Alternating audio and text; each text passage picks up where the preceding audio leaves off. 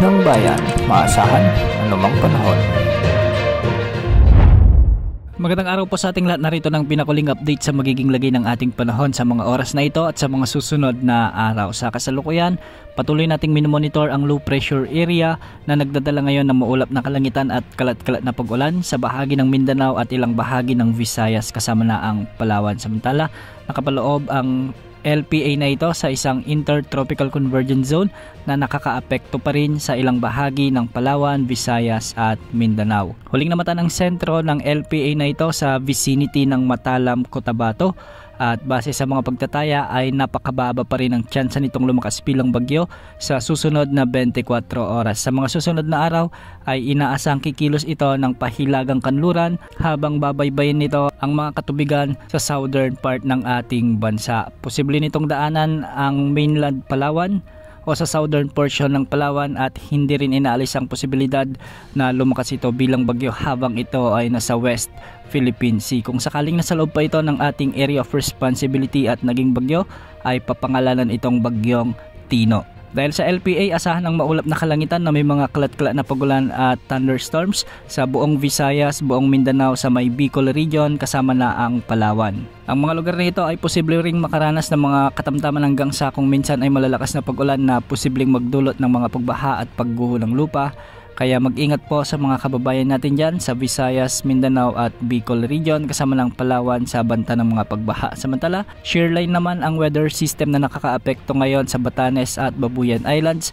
Kaya magiging maulap rin ang mga kalangitan dito na may mga kalat-kalat na pagulan at thunderstorms. Dahil dito, hindi rin inaalis ang banta ng mga biglang pagbaha o pagguho ng lupa kung may mga katamtaman hanggang sa kung minsan ay malalakas na pagbuhos ng ulan. Samantala dahil naman sa easterlies, ito yung mainit na hangin mula sa karagatang Pasipiko, asahan din ang makulimlim na panahon na may mga kalat-kalat na pag-ulan at thunderstorms sa mga lalawigan ng Aurora at Quezon Province. At posible rin ang banta ng mga flash floods at landslides lalo na kung may mga katamtaman hanggang sa kung minsan ay malalakas na pagbuhos ng ulan. Sa Metro Manila, kasama na ang lalalabing bahagi ng Luzon, asahan naman ang bahagyang maulap hanggang sa maulap na kalangitan na may mga isolated rain showers and thunderstorms dulot ito ng easterlies. Sa kasalukuyan, walang nakatas na gale warning sa anumang baybaying sakop ng ating bansa at ang mga pag-alon sa northern at western sections ng Northern Luzon ay magiging katamtaman hanggang sa maalon pa rin at posibleng umabot hanggang 3.4 meters. Sa mga baybayin naman sa silangan ng Northern Luzon at Central Luzon, posibleng umabot ang mga pag-alon hanggang 2.5 meters.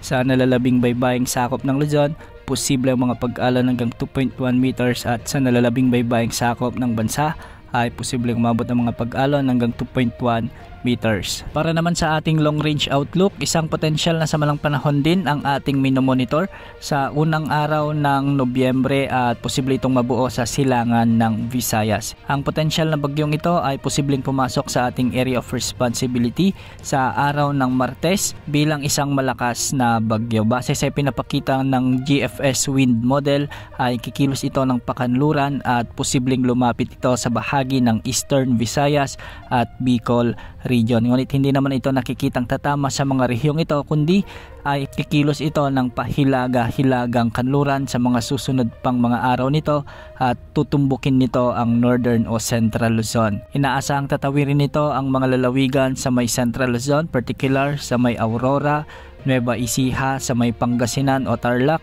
at bilang isang malakas na bagyo. Pagsapit naman ng araw ng Linggo, November 9 ay posibleng may samalang panahon muli na mabubuo sa silangan ng ating bansa at kung makikita natin ay medyo may kalakasan pa rin ang potensyal na bagyong ito. Ang mga kasunod na pangalan ng bagyo pagkatapos ni Salome ay Tino, Uwan at Verbena. Tabayanan ang mga susunod na update ukol sa mga potensyal na samalang panahon na ito.